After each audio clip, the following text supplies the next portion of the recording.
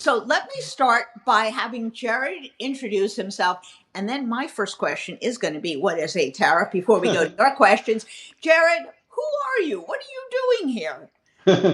Well, I consider myself a longtime friend of Jen Rubin, so that's part of the answer. I'm formerly the chair of the Council of Economic Advisors under President Biden. When he was the vice president, I was the chief economist there. So I've long been a government economist, and I do what you might think of as, the intersection of economics and politics and policy. Great. That is exactly what we are here for. So the news has been filled with nothing but tariffs, and that is for good reason. Around here, we like to call them consumer taxes. But you tell us, what exactly is a tariff? How do they work? And why are the markets going nuts in response to these across the board tariffs? A tariff is a tax on imports. It's that simple. You called it a consumer tax because consumers buy a lot of imports, but some of the things consumers buy aren't imports. So, probably a more accurate and I think specific definition is a tax on imports. And here's how it works, which is actually important because I think the Trump folks have obfuscated, confused this point. When there's a tariff, a tax on an import, that tax gets paid when that comes into this country. Literally at the border, when it comes in on a plane or a boat, the border and customs patrol people have to collect a tax on that import. Now, who pays that tax? The company that is importing it or the individual that's importing it. So it is not the exporter, it's not the Chinese or the European that's paying the tax. It's the importer that is paying the tax, and they pay the tax when the import gets here. Now, because it's taxes, that's not the whole story, and we can talk about what's called the incidence of taxes, meaning who ultimately pays the tax. The main thing, and this is where you're correct, Jen, is that consumers pay the bulk of the import tax, and that's why everybody's nervous about higher prices. Now, why are the markets going bananas over that? Well, look, higher prices means less consumer demand. That means lower profits for corporations. And first blush, the stock market is a reflection of what investors think profits will be down the road. Second, this president is clearly trying to massively upend the system of global trade. And that's very unsettling for a lot of American corporations. Again, they're worried about their production, their profitability, and not only is that hurting the markets, but it's leading investors to kind of sit on their hands, and that's also bad for growth. One other fact, and then we'll move on. You might say, why is it that American companies are worried about these tariffs? Aren't they producing here? So a manufacturer who builds here in America, they've actually been very upset about their tariffs, and their stocks have been falling a lot. Look at the auto companies. It's because almost half of what we import are inputs into American manufacturing. If you want to make domestic manufacturing more expensive, do exactly what Trump just did. Because 45% of our imports are inputs that our manufacturers use to build their stuff. And that's another reason why markets have been tanking. Although today they're up, and we can talk about that. So, just to underscore that point, if you're a car manufacturer, say you're making a door that's part of that car, that door may in fact cross over the border a few times because first the nuts and bolts have to be applied, then it has to be painted, then perhaps the door handles come from someplace else or the glass. So that same product is going back and forth over the border. Does it get taxed every time it comes in? Yeah, it gets taxed on what's called its value added, which is how much more it is worth on every trip. So if you look at the passport of a car part, it's got a lot of stamps in it because it's gone back and forth exactly like you just explained. And that's why the taxes, I was going to say tariffs, but the taxes, which is an import tax on Canada and Mexico, are so problematic for our auto companies because we have a North American auto production chain. And I'm here to say something that I hope is not too provocative because it's just, to me, it's kind of true, which is this system was working pretty damn well. So, I mean, one of the things you have to remember, and I hear everybody say, this is not a lefty thing, it's not a center thing, I've heard the Wall Street Journal say this, I've heard MSNBC say this. This is the biggest self-inflicted wound by one individual I have ever seen in my economic lifetime. And I've been tracking, look at this gray hair. I've been doing this for a long time. And so my point there is that a lot of this stuff was actually working quite well, and you said so in your intro. Now, that doesn't mean that we haven't had some issues with globalization. We've had some very big issues with globalization and some unfair trading partners that have very much hurt parts of America. And we've taken action again against them. We should. Those actions tend to be more specific, more targeted, and less of a sledgehammer against islands that are inhabited solely by penguins. So there's different ways to go about this. I want to just say one other thing. I think we need to be, it's good to get kind of specific. How much will these tariffs increase the cost of a car? Yeah. If you're talking about I saw an estimate for a Ford truck. Okay, you might think, how could a Ford truck be hit by a tariff? Well, it's probably going to be hit to the tune of around $10,000. I've seen estimates up to 12. And the reason is exactly what we were talking about. This is not built solely in this country. Now, look, I get that Trump has this fantasy that eventually it will be, and it certainly isn't going to happen on his watch. I would suspect it's not going to happen at all. That's a different conversation. But right now, we're talking about that kind of a magnitude in terms of the cost. And just for you guys who have a vague memory, the last guy who negotiated a pretty good deal to integrate the North American economy was this guy named Donald Trump. And he didn't like, I don't know, the way the letters NAFTA looked. So he said it was horrible and he played around with it and he made it a little better. I got to tell you, he made it a little better. And he made it a little bit better. And now this is what he has thrown out. So, Jared, let's get to some of the questions. You have been collecting them. We've been collecting them for you. Why don't you start going down the list and see what people want to know? And for you folks who have tuned in, please keep sending them in. I'll try to pick them up as they're rolling up the screen. But, Jared, why don't you start with what we've got? Okay, so this is, should I say the name of the person as they came in? Sure. Rachel C. So this is Rachel C. We are 75. Our retirement money is being stolen by this regime. What should we do? Just wait it out? What are the chances we'll have enough to live on if we have to move out of our home? Okay, I got a couple of questions like this, and I want to start by saying I am not a financial advisor. And I am not going to give any retail advice for good reason, trust me. Also, when you say, will we have enough to live on? Of course, I don't know your savings or your budget, so I can't answer individual questions at that granular level. But I don't want to leave you out in the lurch because many people are asking this question. And so what I can say is a couple of just truisms that are important to remember right now. Don't panic. Don't try to time the market. All right. This is a very volatile market. Economists call it trying to catch a falling knife. Bad idea. And yesterday, there was a very instructive example. Yesterday, there was a rumor that there might be a 90-day pause on the tariffs. Turned out to be unfounded. The market went soaring. It went up. All of a sudden, $2 trillion of wealth came back. That had gone poof. And, an hour later, it went poof again. So don't try to time the market. Don't panic. Don't, overreact. Now, one other thing about this. You ask about moving out of your home. I don't know what your situation is, so I'm not really speaking to you as much as anyone who's thinking about those issues.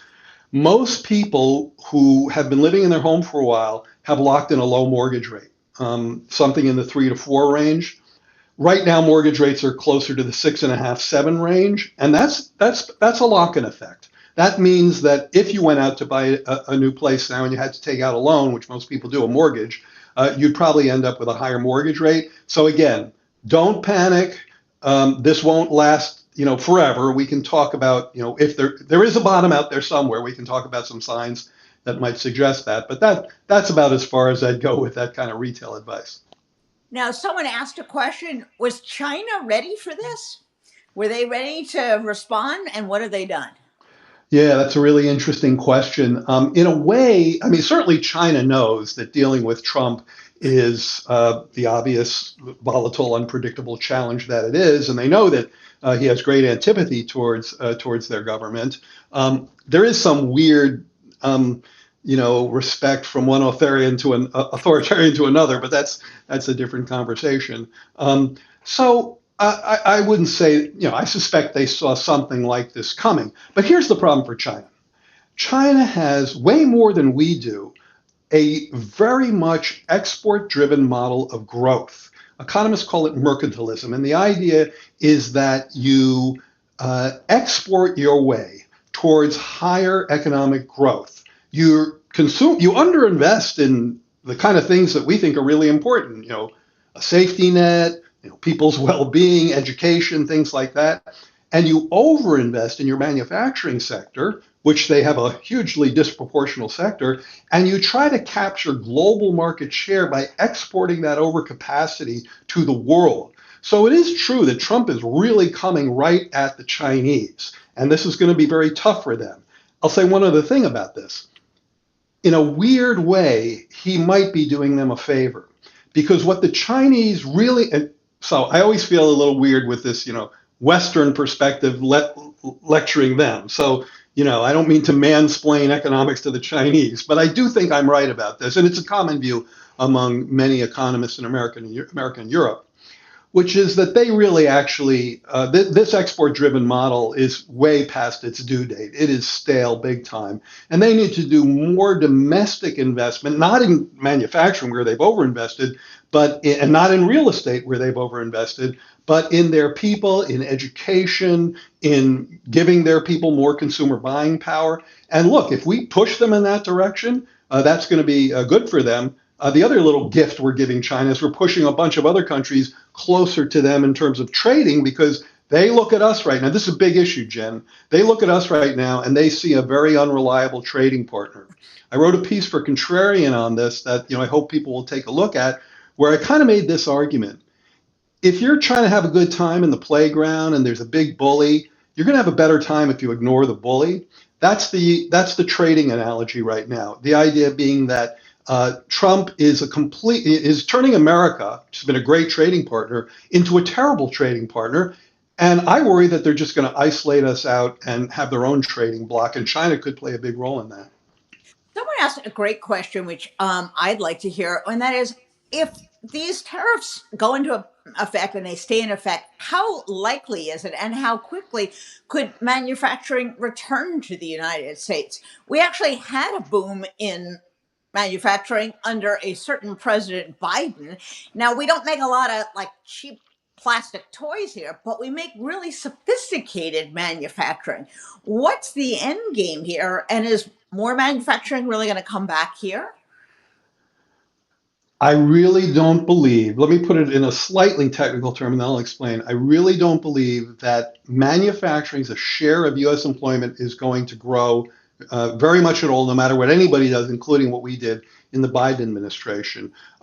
There are definitely ways to increase domestic production. We did a lot of that. Yeah. I think the way we did it demonstrably worked a lot better than the way they're doing it. Now, what we did was we tried to incent private investment to invest here in key sectors that were underinvested: clean energy, EVs, batteries, chips, of course, to help us with a more resilient, secure supply chain. And that kind of incentive to get investors, including foreign investors, we had very good foreign direct investment here. That's a proven way to help. But these are increasingly productive industries. They're increasingly robotic.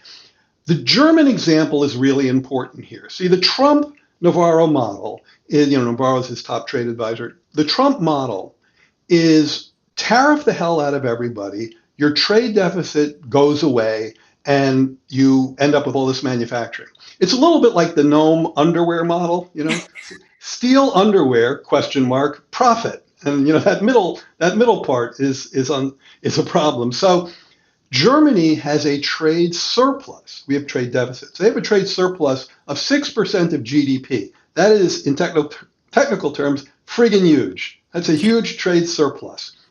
They've had the same decline in the share of manufacturing that we have. All advanced economies tend to move towards services and away from manufacturing. That doesn't mean we're helpless. We can and we should do the kinds of measures to stand up domestic production in the key areas I mentioned, and we should definitely block unfair trade from China. But I don't think reindustrialization is in our future. In fact, I wrote a piece with Dean Baker for the Wall Street Journal that people can find on this, where we said, what they're telling us is pain now, gain later, where the gain is reindustrialization. We see pain now, pain later. And Yeah, so, yeah. exactly. Now, someone just wrote a single word, which I think I know what they're getting at, and that is automation. Um, is that, I assume that's referring to the fact that when you say about the number of people employed, one of the reasons that the numbers aren't going to go through the sky is because a lot of manufacturing is automated. And in fact, there are tons of jobs in services. So is there something magical about having jobs in the manufacturing slot as opposed to the service slot? It's a really important question because all of this obsession with manufacturing, and I think there are reasons to be maybe not obsessed, but to be invested in bringing some domestic production back here. And I just described that in key areas. I mentioned clean energy, super important, EVs, batteries, super important. The grid, chips I've mentioned, all of that's really important. But yes, automation means that there'll be fewer jobs in those sectors because more robots will be involved. But the thing is, Jen, you and your questioner just got to this, and it's just lost. You know, 85% of the jobs in this economy are service jobs, and these are really important jobs. And many of them are of absolutely too low quality. We have great quantity in service jobs, we create a lot of service jobs, but I totally picture a home health aide sitting there listening to all this stuff about manufacturing and wonder why she's being paid $17 an hour to take care of somebody's, grandma and, barely can get by herself. So I get the attention to the manufacturing sector. It's important. It's important for R&D. It's important for productivity. Some of those jobs can be of higher quality. But when it comes at the expense of taking action to improve the quality of service jobs, which are the big, growth sector, I think we have to be mindful of that. And by the way, I think in their weird calculations and their fuzzy math, the administration might not even have counted services as our export. So, of course, we have huge deficits. And by the way, I have a deficit with my dentist. I pay him a lot of money and he fixes my teeth.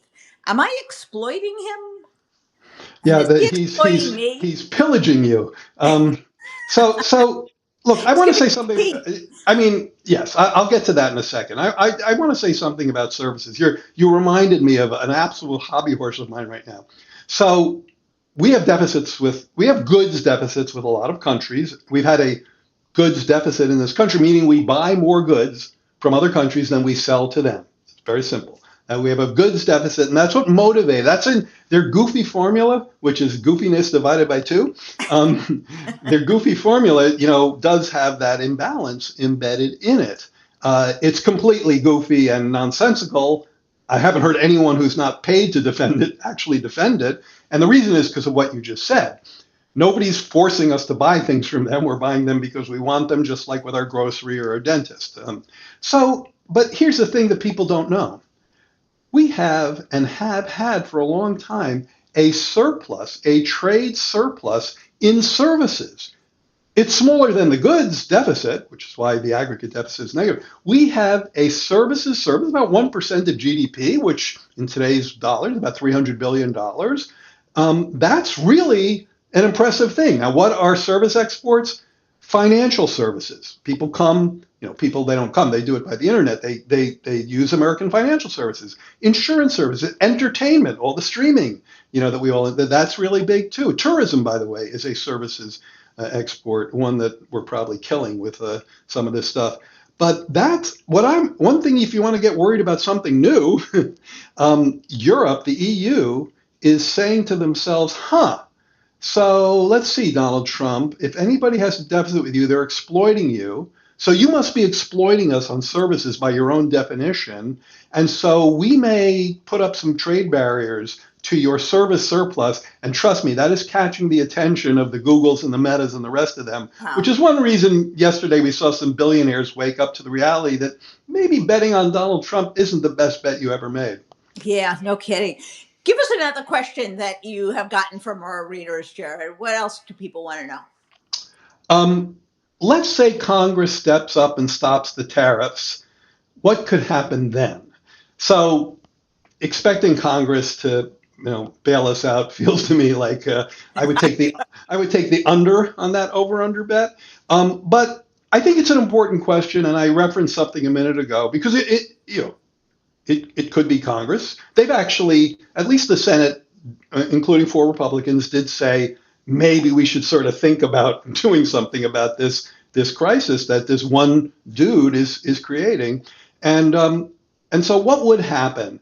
I think there are. I think let me. I made a note about this, so let me find this. Yeah. So I think if this were to be reversed, either because the Trump folks just say, the markets are just too painful, and they say we have to do something, and there are advisors within the Trump administration who would like to see that happen. I think we should be clear about that. They're not all nuts about this. So I think there are two layers of things that could happen. One is I actually think the markets would come back pretty quickly.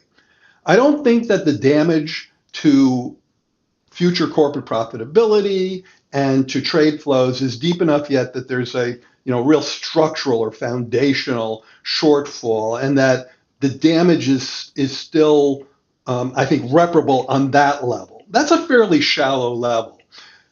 The second layer of damage is a lot more lasting and a lot more troublesome. Trump has shown the world many toxic things. I mentioned this in my Contrarian piece a second ago. Because the Congress is generally missing in action, the world sees that Trump has king-like powers right now, and few are telling him that the emperor has no clothes. Other countries look at that and say, again, this is an untrustworthy, unreliable government led by someone who really doesn't, understand trade and harbors the fantasies of reindustrialization I just took you through.